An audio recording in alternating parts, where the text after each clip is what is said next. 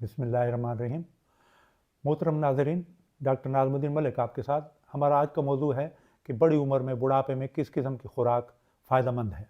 हमारी खुराक में कार्बोहाइड्रेट्स होना ज़रूरी हैं। ये होते हैं गंदम में, चावल में।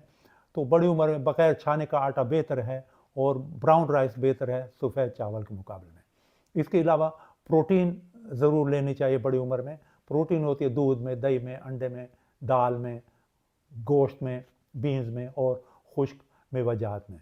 गोश्त बड़ी उम्र में बग़ैर चर्बी के होना चाहिए। रेड मीट्स की बजाय वाइट मीट ज़्यादा बेहतर है, यानी बड़े गोश्त या बकरे गोश्त के मुकाबले में मुर्गी और मछली बड़ी उम्र में ज़्यादा बेहतर हैं।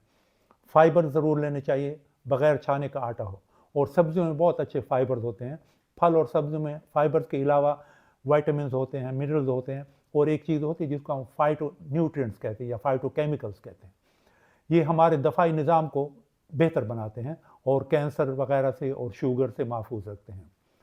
बुज़ुर्गों को सेहत को टाइम देना ज़रूरी है। इसके साथ साथ उनको मल्टीविटामिन की गोलियां भी ज़रूर दें, एक गोली रोज़ाना, और उसमें ड्रग हॉलीडेज़ भी होने चाहिए। हफ्ते में एक दिन छुट्टी करें।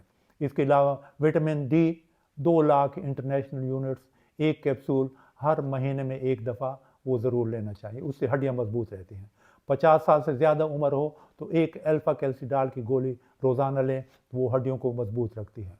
नाज़रीन, मेरी दुआ है कि अल्लाह ताला हमारे आपके सब के बुज़ुर्गों को इस जहान में सेहतमंद रखें और अगले जहान में भी जन्नत के बेहतरीन गोशा में जगह अता फरमाएँ।